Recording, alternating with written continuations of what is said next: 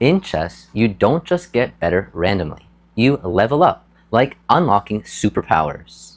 Every student follows a path, from beginner to confident to powerful.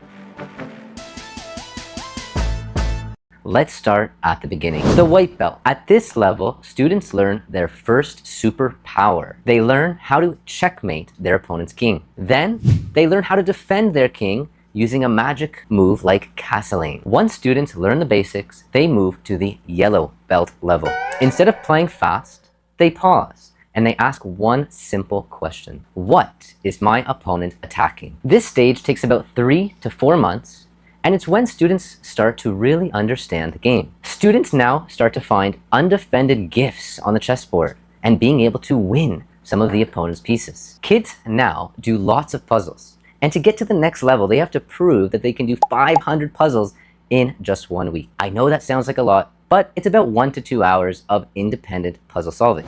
Orange. Now we level up. Players now stop losing pieces and sense danger.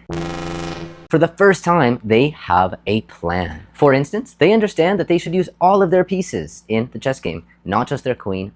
Students here also become more mature. They don't give up when they lose their queen, and they also realize that losses are a part of the game and a part of the learning process. This stage does take about 6 to 8 months, has the student show up to classes, and require students to practice consistently, both in the classes and at home.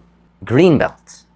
Once a student is able to reach 1000 level, they can now achieve the green belt. Now students don't just react, they plan, they play on purpose. They anticipate their opponent's moves. They start calculating 1, 2, or even 3 or 4 moves ahead in the chess game. They start seeing patterns, tactics, combinations. And at home, they practice chess almost every day.